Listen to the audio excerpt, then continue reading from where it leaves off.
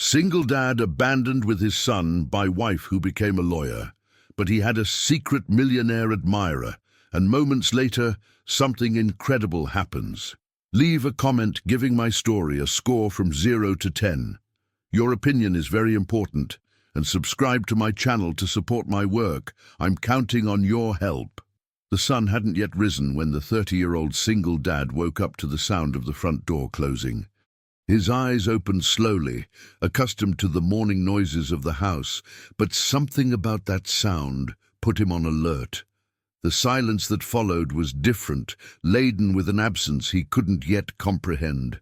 He got out of bed, his bare feet touching the cold floor, and walked to the kitchen, his heart beginning to race for no apparent reason. On the table, a sheet of white paper contrasted sharply with the dark wood. His hands trembled slightly as he picked up the letter, immediately recognizing his wife's elegant handwriting. The words jumped off the page like daggers. She wasn't prepared to be a mother. She wanted to build a brilliant career in DC. She couldn't carry the weight of a family. The final sentence was devastating. She had left during the early hours of the morning and wouldn't be back. The man slumped into a chair, the letter slipping from his fingers. 20 feet away, in the next room, his 4-year-old son slept peacefully, unaware that his mother had disappeared from their lives as if she had never existed. The mechanic looked around the simple kitchen, noticing details that had previously gone unnoticed.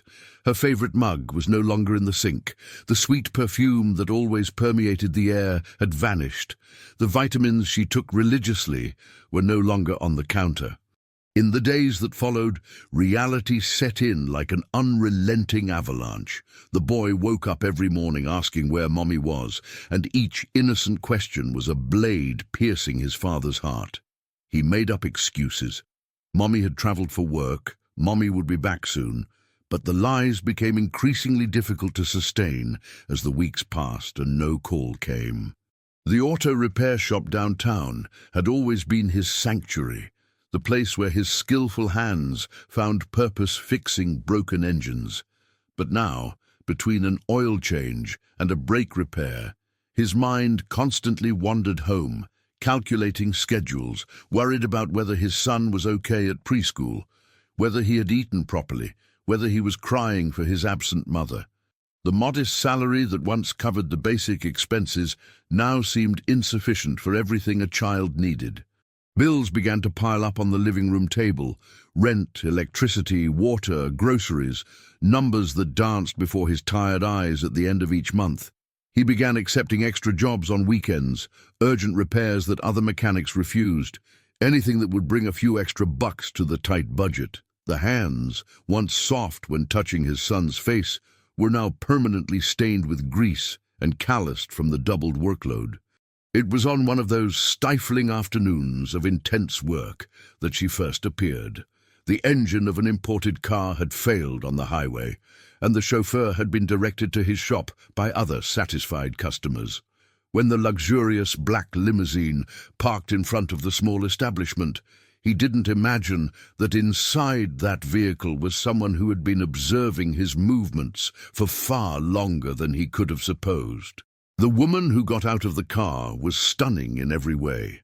30 years old, beauty that drew attention even when dressed discreetly, and an air of authority that revealed her high social standing. She owned several businesses in the area, a fortune built with smart investments and hard work, but none of that mattered at that moment. What mattered was the way her eyes fixed on the sweaty mechanic, focused on diagnosing the engine problem, completely oblivious to the fact that he was being watched. What the single dad didn't know was that this wasn't the first time she had seen him. For years, the businesswoman had passed by that street countless times on her way to important meetings, and always noticed the man working with absolute dedication. Through the tinted windows of her car, she observed how he smiled at each customer, how he treated everyone with the same respect, regardless of whether they drove old or new cars. She especially observed how his face transformed when his young son appeared after school, running to hug the father who stopped everything to give the boy attention. But she had never approached before because she knew he was married. She saw the gold band on his finger, knew the reputation of family man he had in town, and respected that invisible barrier that protected the simple happiness they seemed to have. Now, however, something had changed. The ring was no longer there. His smile seemed forced, and there was a deep sadness in his eyes that she recognized because she had felt the same loneliness. When he approached to talk about the car, she invented problems that didn't even exist. She said that the engine made strange noises in the morning, that the steering felt heavy on rainy days, anything that justified bringing the vehicle back to the shop in the coming days. The mechanic, always honest, examined the car meticulously and found nothing wrong, but she insisted that something wasn't working perfectly. Over the following weeks, the limousine became a constant presence at the shop. She always arrived in the late afternoon when the traffic died down and they could talk more easily. She asked about his son, offered sweets that she had bought too much of for the boy, and gradually discovered the difficult situation in which father and son found themselves. Each revelation, the wife who had left, the financial difficulties, the daily struggle to balance work and parenthood, touched a deep place in her heart that she thought was sealed forever. The man, despite all her kindness, maintained a respectful distance. His simple upbringing and his pride, wounded by abandonment, prevented him from accepting any gesture that could be interpreted as charity. When she offered to pay in advance for the services, he politely refused. When she suggested that she could recommend his shop to acquaintances with expensive cars, he thanked her but showed no interest in growing beyond his possibilities. Autumn arrived, bringing constant rains that soaked the town and seemed to reflect the melancholy that hung over that small family. The son had stopped asking when his mother would return, but developed the habit of running to the window every time he heard a car stop in front of the house. The disappointment in his eyes, every time he realized it wasn't her, broke the father's heart, who began to realize that perhaps it was time to tell the child the truth. It was exactly when he mustered the courage to have that painful conversation that everything changed again. On a rainy October afternoon, as he closed the shop and prepared to pick up his son from school, a familiar car parked on the street. From it stepped a woman he knew better than anyone, wearing expensive clothes he had never seen, driving a new vehicle that certainly cost more than his annual income. The ex-wife had returned, and from the confident smile on her face, she clearly expected to be received as if nothing had happened. The rain drummed on the roof of the shop as she got out of the new car, each step calculated as if she were treading on familiar ground. The single dad felt his stomach churn as he recognized the familiar silhouette, but at the same time, a spark of hope sprouted in his chest. Maybe she had realized her mistake. Maybe she had missed the family she abandoned. Maybe there was a chance to rebuild what was destroyed. She approached with a smile he knew well, but there was something different in her eyes. A calculating coldness that wasn't there before.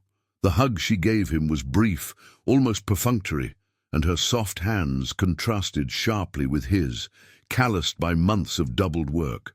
When she talked about missing them and wanting to try to rebuild the family, the words sounded rehearsed, as if she had practiced the speech during the drive back.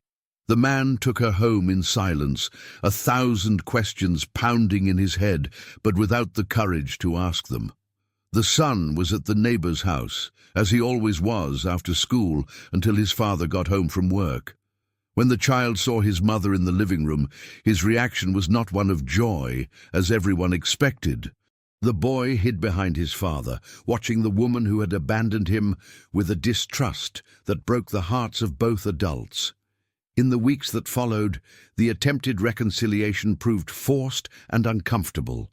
The ex-wife slept in the guest room, claiming she needed time to readjust, but spent most of the day talking on the phone about work or browsing job sites in D.C. She bought expensive gifts for her son, sophisticated electronic toys that contrasted with the simple toy cars he preferred, but showed no genuine interest in playing or talking with the child. The single dad tried desperately to make the situation work, but realized that with each passing day his son became more withdrawn and anxious. The boy started wetting the bed again, a habit he had overcome months before, and woke up screaming in the middle of the night with nightmares about people leaving. During the day, he clung to his father as if he feared that he too might disappear at any moment.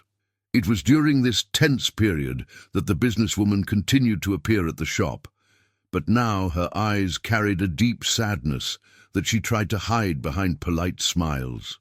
She had seen the ex-wife in town, heard the neighbors' comments about the reconciliation, and felt as if a dagger had pierced her chest. All the feelings she had begun to nurture for that upright and caring man now seemed like an impossible dream. But something bothered her deeply about the lawyer's behavior. During her discreet observations, she noticed that the woman seemed more interested in showing off her expensive clothes and talking about her professional success than in actually reconnecting with the family. When she saw mother and son together in the park, she noticed that the boy always maintained a physical distance from his mother, while she constantly checked her cell phone instead of paying attention to the child. Driven by an intuition she couldn't ignore, the businesswoman decided to discreetly investigate the ex-wife's life in D.C. Using her contacts in the legal world, she discovered information that shocked her. The lawyer had become romantically involved with an older partner at the firm where she worked, a married and influential man who promised to leave his wife for her. The relationship lasted almost a year, during which time she had been promoted rapidly and won important cases. Everything collapsed when the partner's legitimate wife discovered the betrayal through messages on his cell phone. The woman not only threatened to ruin both of their careers, but also had powerful connections in the legal community that could make it impossible for the lawyer to get another job at any respectable firm in D.C. Desperate and without prospects, she had returned home not out of love, but as a last resort for security. Meanwhile, in the mechanic's simple house, the tension grew with each day. The ex-wife constantly complained about the lack of space, the absence of luxuries she had become accustomed to in D.C., and especially the provincial mentality of the people in the small town. She spoke openly about returning to D.C. as soon as she managed to resolve some temporary problems, without realizing how these words affected the son who heard everything from the next room. The single dad found himself torn between the hope of giving his son a mother back and the growing certainty that this woman was no longer the person he had fallen in love with years before. She criticized his shop, suggested that he sell the business and move with her to D.C., where he could work as an employee in some larger company. When he explained that the shop was his dream, built with sweat and dedication, she rolled her eyes as if she were talking to a stubborn child. The situation became unsustainable when the son became seriously ill.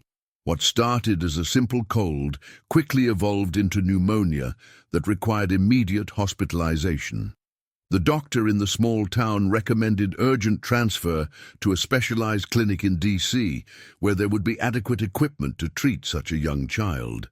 The cost of treatment was astronomical, more money than the mechanic earned in 2 years of work. It was at this moment of absolute despair that the true nature of the ex-wife was fully revealed. When the father begged for her help, reminding her that she had contacts in D.C. and was earning well, she claimed unavoidable professional commitments. She said that she couldn't get involved in medical dramas just when she was trying to rebuild her career, and that hospitals made her nervous. The coldness in her words was like a bucket of ice water over any hope he still harbored.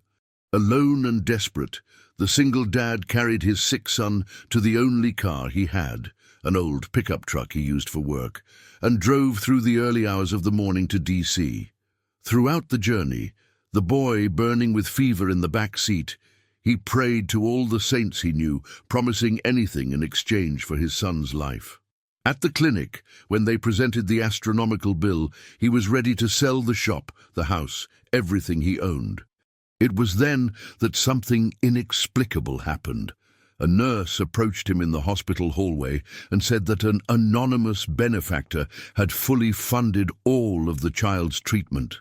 More than that, she had left specific instructions for father and son to receive the best possible care, and that any additional needs should be met without question. The man tried to find out who this mysterious person was, but everyone at the clinic had been instructed to maintain absolute secrecy. During the 5 agonizing days that his son was hospitalized, a constant and silent presence accompanied him. In those moments when he went out for coffee or to stretch his legs, he always found a hot cup waiting for him when he returned. When he fell asleep in the uncomfortable chair next to the bed, he woke up with a blanket over his shoulders. Small gestures of care that kept him strong during the worst moments of his life. On the 4th day, when he finally had the courage to check the messages on his cell phone, he found only 2. One was from the neighbor, asking about the boy's condition. The other was from the ex-wife, saying that she had decided to return to DC because an unmissable professional opportunity had arisen and that she would get in touch when things calmed down. Not a word about her sick son, not a question about how the treatment was going. When the boy finally opened his eyes and smiled weakly at his father, asking for water in a hoarse but firm voice, the man knew that his life had changed forever. Not only because he had almost lost the most precious thing he possessed, but because someone had appeared like a guardian angel when he needed it most, someone who cared enough to save his son without asking for anything in return, without wanting recognition or gratitude. On the morning they were discharged from the hospital, a different nurse approached him with a sealed envelope. Inside, there was only a simple note. Some people deserve to have guardian angels. You are one of those families. There was no signature, but there was a faint perfume on the paper that he immediately recognized. The same delicate perfume he smelled every time the businesswoman visited his shop. The return home after the hospital was marked by a different silence, no longer laden with despair, but with a deep gratitude that the single dad didn't yet know how to express. The son, still weak but recovering, slept peacefully in the back seat of the old pickup truck, clutching the teddy bear that a kind nurse had given him as a gift before discharge. What the boy didn't know was that that nurse had been instructed by the mysterious benefactor to deliver the toy specifically to him. In the small town, news traveled fast, and several neighbors and customers from the shop showed up to inquire about the child's condition. The mechanic was touched by the genuine solidarity of those simple people who offered casseroles, help with household chores, and even small loans to help with expenses. It was a demonstration of community that contrasted sharply with the abandonment he had suffered from his own wife at the most critical moment. 2 days after the return, the businesswoman appeared at the shop with a problem in the air conditioning of her limousine. She avoided looking directly into his eyes, and her hands trembled slightly when she handed over the car keys. The man watched her for a long moment, noticing for the first time details that had previously gone unnoticed, the way she bit her lower lip when she was nervous, how her fingers played with her jewelry when she felt uncomfortable, and mainly the soft perfume that confirmed his suspicions. When he finished diagnosing the air conditioning, which was working perfectly, he approached her with a determination that made her visibly tense. With a voice choked with emotion, he asked directly if she had been the person who saved his son's life. Her reaction was immediate. Her eyes filled with tears that she tried to hide. Her hands began to tremble more intensely, and for a few seconds she looked like a child caught red-handed doing something forbidden. The confession came in choppy fragments, as if each word were a weight being lifted from her shoulders. She said that she had watched him work for years, long before his wife's abandonment, and that she had fallen in love with the integrity and dedication she saw in him every day. She revealed that when she learned of the separation, she invented problems in the car to have an excuse to approach, as she would never have the courage to do so otherwise. But the most shocking revelation came when she admitted to having investigated the ex-wife's past in DC. In a firm voice, she told about the scandalous affair with the married partner, about the broken promises and the public humiliation that had forced the lawyer to return home. She explained that she had not launched this investigation out of jealousy, but because something in the woman's behavior bothered her deeply, especially the coldness with which she treated her own son. The single dad listened to everything in silence, processing information that explained many strange behaviors he had noticed during the attempted reconciliation. The constant calls to DC, the way the ex-wife spoke about her son as if he were an obstacle in her plans, the rush to resolve the temporary problems, it all made sense now. He felt simultaneously relieved to discover the truth and hurt for having been deceived once again. That same week, the situation took an unexpected and dangerous turn. The ex-wife, who had left without leaving an address in DC, reappeared with a team of aggressive lawyers and a new strategy. She entered the shop on a busy afternoon, accompanied by a man in an expensive suit who introduced himself as her legal representative and announced that she was initiating a custody battle for her son. The accusation was devastating and calculatedly cruel. The father didn't have adequate financial conditions to raise the child, lived in precarious conditions, and had allowed a rich stranger to have inappropriate access to the boy's life. The lawyer presented photos of the simple house, bank records showing the tight financial situation, and even statements from neighbors who had been manipulated to appear concerned about neglect.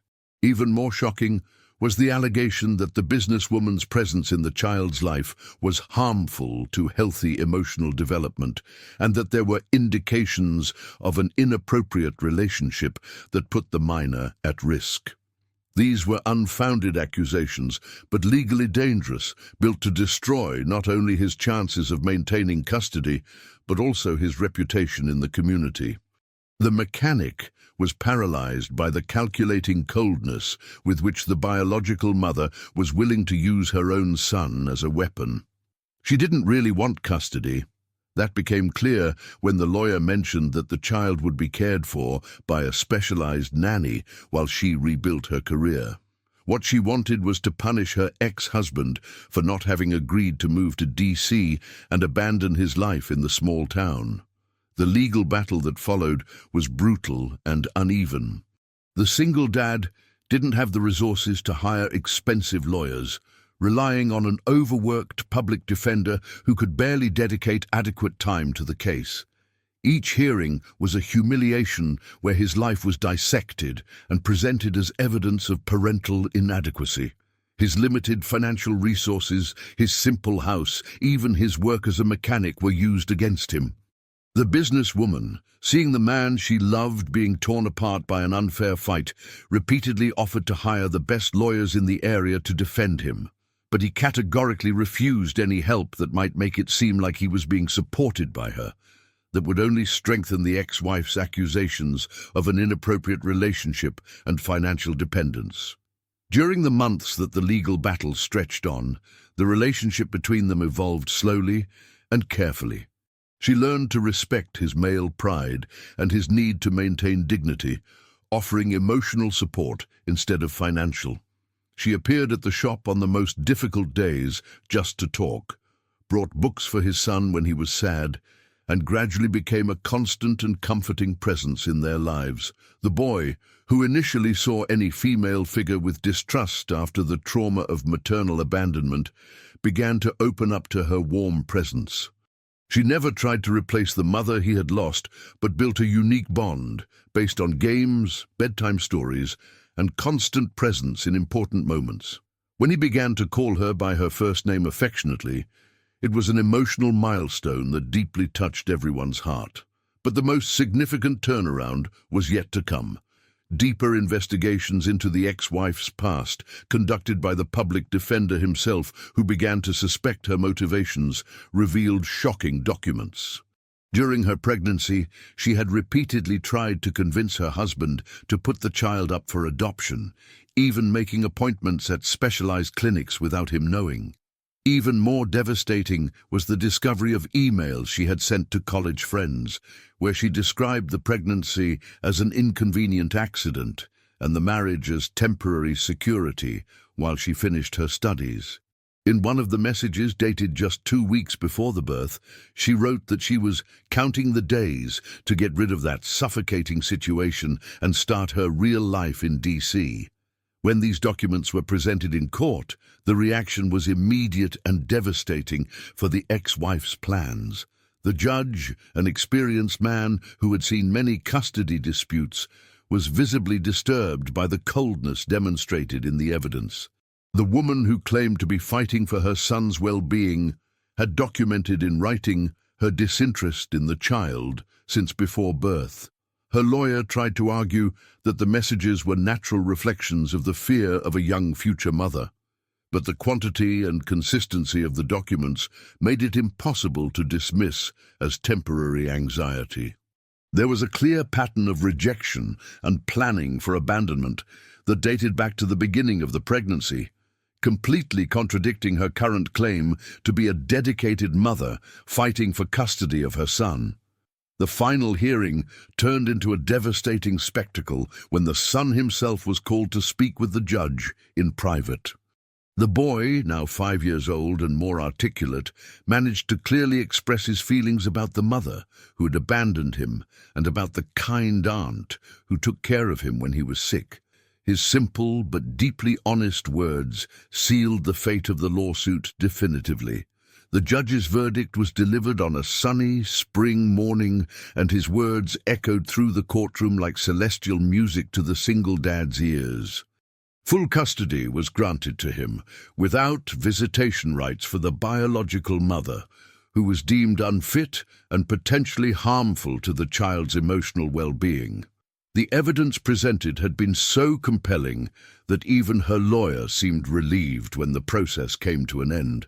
The ex-wife left the courtroom without looking back, her cold and calculating expression revealing that the legal defeat was just a minor inconvenience in her plans. Before leaving for DC, definitively, she still attempted one last desperate play, looking for her ex-husband at the shop to offer a financial settlement in exchange for his signature on documents that would release her from any future responsibility for the son. When he categorically refused, she showed her true face for the first time since she had returned. With a coldness that chilled him to the bone, she said that she had never wanted to be a mother, that the pregnancy had ruined her youthful plans, and that he should be grateful that she had at least given birth to the child instead of having taken other measures. Those were words that definitively confirmed that his decision to fight for custody had been the right one. After 18 months of legal battle, the single dad could finally breathe a sigh of relief and focus on what really mattered, rebuilding his life alongside his son and the woman who had become his guardian angel. The businesswoman had remained by their side throughout the process, offering constant emotional support without ever trying to interfere or make decisions that were not his. During this period, she learned to value the simple pleasures of life that her fortune had never been able to provide. She discovered the joy of helping with the boys' homework at the small kitchen table, the satisfaction of preparing dinner in a cramped but loving kitchen, and the peace of watching cartoons on the old living room sofa while the boys slept between them. Her companies continued to thrive under the management of competent administrators, and she realized that her physical absence from the offices did not diminish her leadership ability in any way. On the contrary, the decisions she made now were more thoughtful, more human, influenced by the perspective of someone who had learned the true value of interpersonal relationships over the accumulation of wealth. The mechanic, in turn, discovered that a rich person could have a genuinely generous and humble heart. Her money was never used as a tool of control or manipulation, but always as a means of protecting and caring for the people she loved.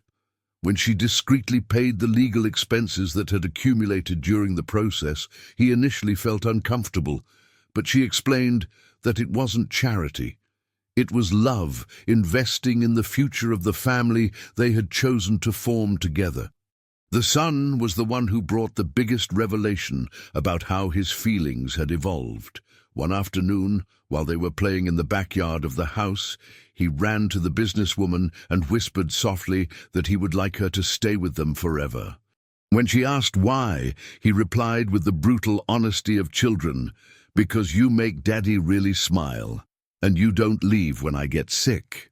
Those words touched a deep place in her heart that had remained closed during years of superficial relationships with men interested only in her fortune. Here was a family that loved her not for what she possessed, but for who she had chosen to be when she was with them. The successful and feared woman in business was transformed into a caring maternal figure who read bedtime stories and healed scraped knees with magic kisses. The marriage proposal happened in the simplest and most perfect way possible. It was a golden autumn afternoon, and she was teaching the boy to ride a bicycle in the backyard while the father watched from the porch, drinking coffee prepared by herself.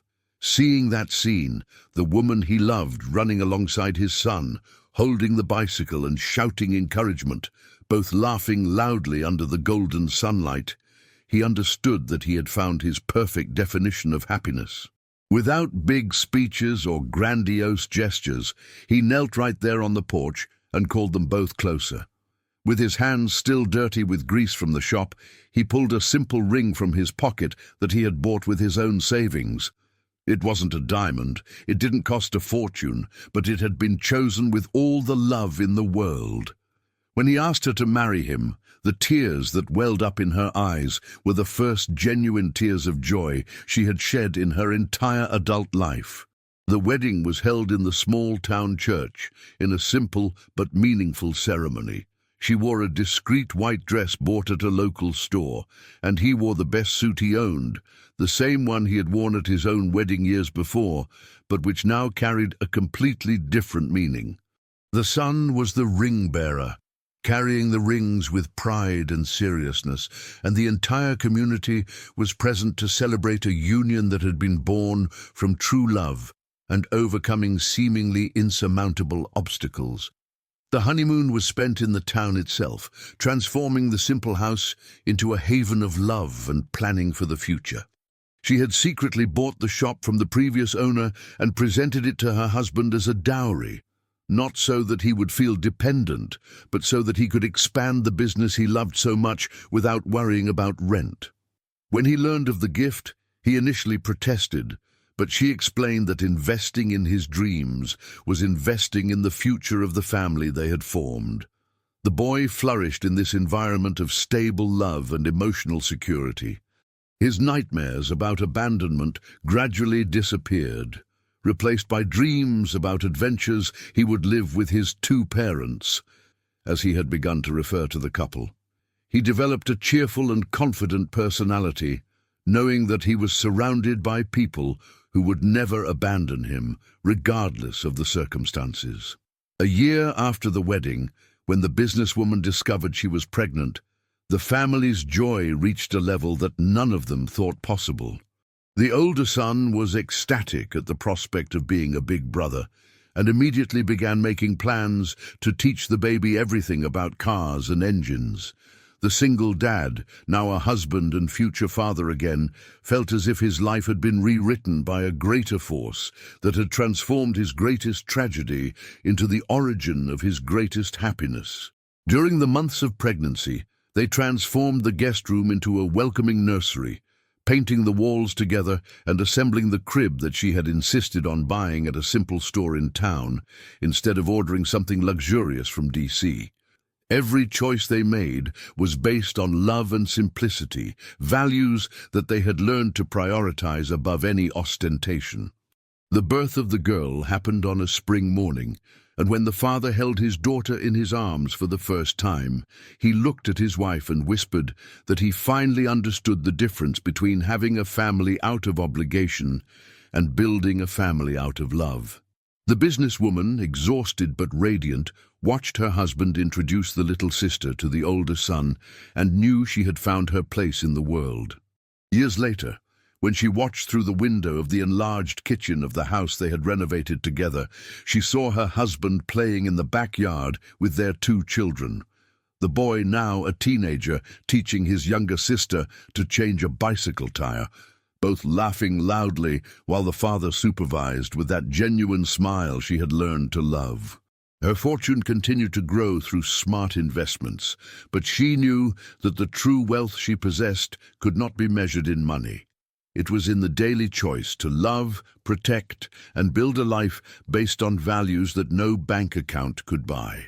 The shop had transformed into a thriving small business that employed 3 mechanics from the town. But the owner still made a point of getting his hands dirty, working alongside his employees.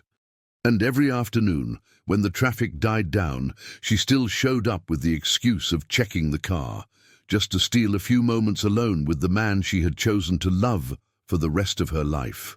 They had proven that true love knows no social barriers, and that a family built on solid foundations of respect, mutual sacrifice, and unconditional dedication can overcome any obstacle that fate puts in its way.